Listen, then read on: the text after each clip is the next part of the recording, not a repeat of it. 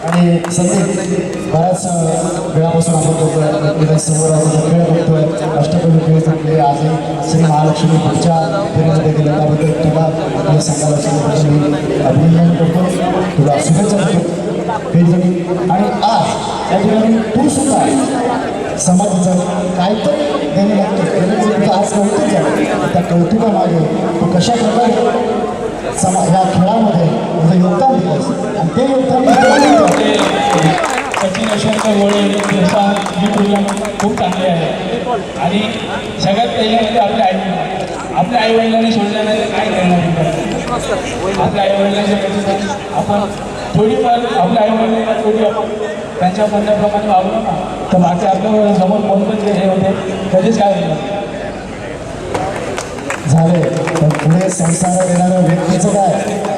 त्याची पण पाणी साथ होईल की नाही तिने जर सोडलं क्रिकेट घरच्यांची सर्वांची साथ मिळाली जशी सचिनला मिळाली त्याच्या पत्नीची त्याच्या आईवडिलांची त्याच्या मित्रांची त्याच्या काकांची त्याच्या भावाची तशी प्रत्येक पाहिजे आणि प्रत्येकाने क्रिकेटसाठी योगदान देता देता स्वतःचं घर सांभाळायला पाहिजे घर सोडून नोकरी धंदा सोडून क्रिकेट खेळायचं नाही क्रिकेट खेळता खेळता स्वतःला व्यावसायिक बनायचं आमच्या क्रिकेटमध्ये असे खूप प्लेयर असे आहेत की घर कामधंदा स्वतःचं दुकान चालू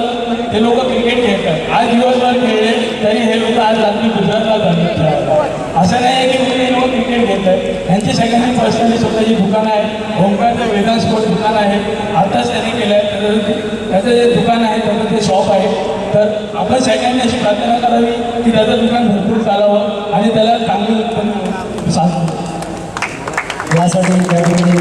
मी संदीपच्या वतीने एवढंच सांगू शकतो की क्रिकेट खेळता खेळता स्वतःला सांभाळा स्वतःचं अभ्यास शिक्षण पूर्ण करा आणि स्वतःला यांच्यापर्यंत पोहोचून दाखवा यांच्यासारखा सत्कार आपलाही यावा यासाठी क्रिकेटमध्ये झोकून द्या